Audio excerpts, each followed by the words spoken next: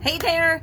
Welcome to day 34 of our BU 365-day challenge to do one thing every day that that improves us. Last year we did one thing every day to center us from a little journal book called Do One Thing Every Day That Centers You. This year we are creating our own daily challenge, our own annual challenge, and every day we're talking about something that we can use to improve us. This month, this segment, we are focusing on emotional well-being. Last month we did physical well-being and all things physical, our environment, our bodies. This month, this segment, we are focusing on our emotional well-being. Now, we talked about yesterday, above all, emotional beings, and that leads us in today's topic, which is our emotional power. Emotional power is our ability to use inherently short-term emotions to yield our best long-term interests, right? To create the best outcome for us in the long term,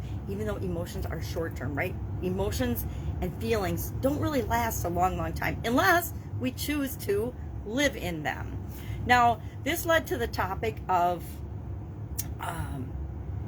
emotional energy and how controllable we feel some emotions are and others aren't.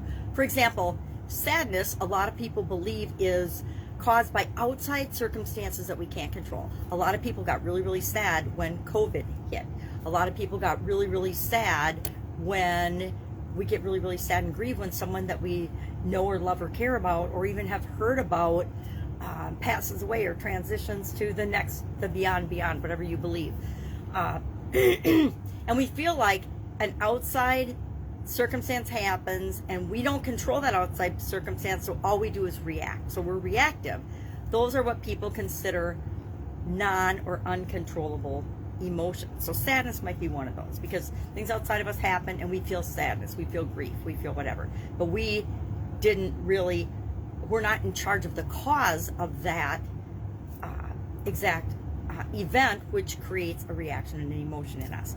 Now, other emotions are considered that we have absolute control over, and the cause is controllable, therefore we have more power over those emotions. For example, anger. A lot of people believe that anger is something we can absolutely choose or choose not to act upon, right? We all feel angry sometimes, we all get upset about stuff sometimes, but we get to decide and control our actions based on that. Well, the truth is, we get to always choose and control our reaction and our actions in every situation. It's just that some emotions and some outside causes and some things affect us more than others. But it's always within our power to control. And as soon as we realize that, it gives us so much power. But along with power comes responsibility, right? Everything that, if once we know that we're in charge of choosing our emotions in any situation, we feel them, but we experience them in our body, right? That's the emotion part. And the feeling part is our subconscious automatic reaction. We can set up our own definitions and our own subconscious automatic reactions to different outside stimulus that impact us. Let's look at an example. If you get super upset and anxious over political things or political unrest, or are really for one political party and the other political party just totally irritates you, then guess what? Turn off the media, turn off and cut yourself off from sources of things that cause you to be angry and upset. Why? Because we don't need to feel fear, anger, or upset, or worry, or doubt unless we choose to. And I don't know about you, but I don't ever want to feel that way. So what do? I just turn those things off. I don't expose myself to political stuff on social media, political stuff on regular media, YouTube, advertising. I guess that's social media. I just don't do it. I choose not to participate because I know that kind of stuff. Number one, the arguing part of it really upsets me. So I'm not going to expose myself to that. So our emotional energy is how we feel about what's going on in our lives, what's going on around us, what's going on in our body, what's going on with work, relationships, everything. That's our emotional energy.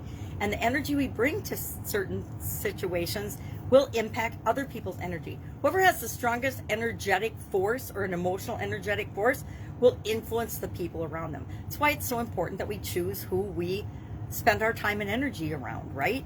If somebody makes you feel bad all the time, are you going to hang out with them? If somebody bullies you and belittles you, are you going to be their friend and hang out with them? Only if you're a masochist, right?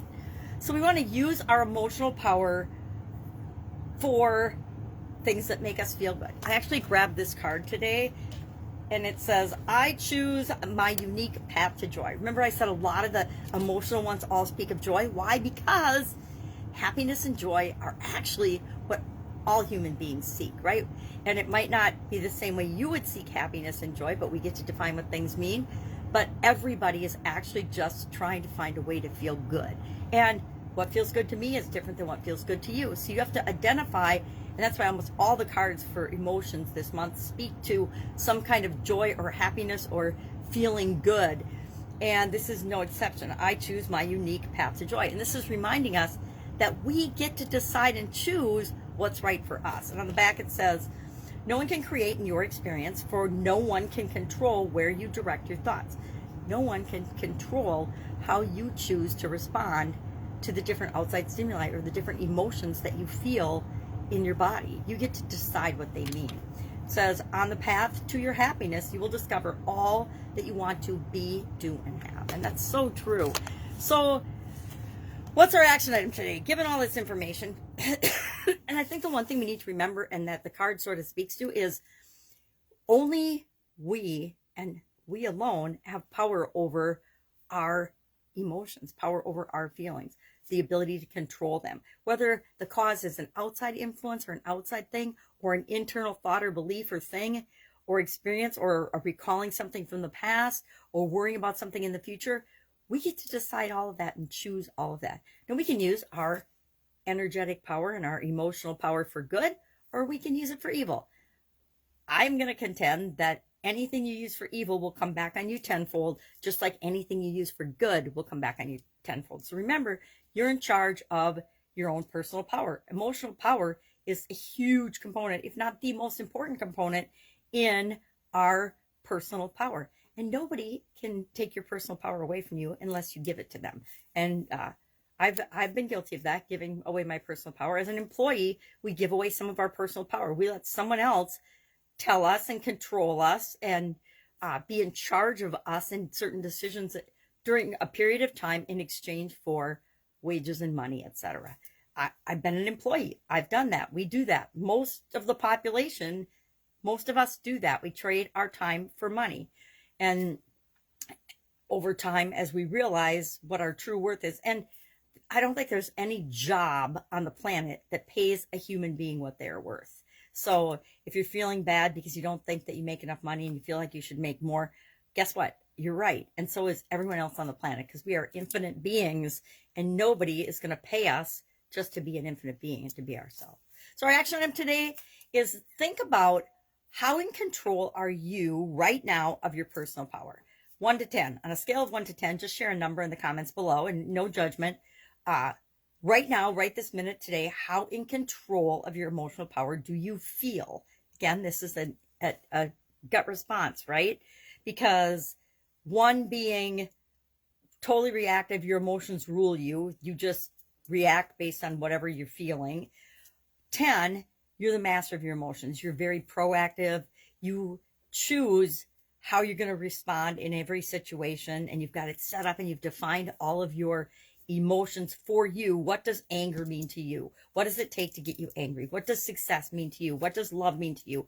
What does it take for you to feel loved? What does it take for you to feel angry? What does it take for you to feel grief, doubt, worry, fear? And we'll work on this throughout the entire month, coming up with our definitions and then how we feel them in our body. We're going to tune into how do we feel these emotions in our body? How do we respond?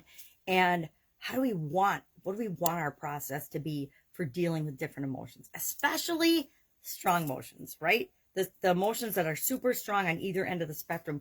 We want to make sure we control the process of those and we reclaim our emotional power in 80 to 90% of the situations we find ourselves in. All right, that's it for today. Any questions, hit me up. Big topic. All these topics are big topics, right? Anything that involves you is the most important thing to you and therefore a huge topic and of great importance in your life. All right. Share in the comments below, 1 to 10, where do you think you are? I guess, let me think about where I think I am. Right now, today, I'd say I'm probably about a 5. Pretty average, right? Not super great, not pathetic, not 100% reactive, definitely not 100% in emotional control. Maybe I'm a 6 or 7, but definitely in that mid-range, a little above average, but in the mid-range, not where I want to be, which is great, because that means I have room for improvement, continuous improvement in everything, right? All right, have an awesome day. I'll be with you tomorrow.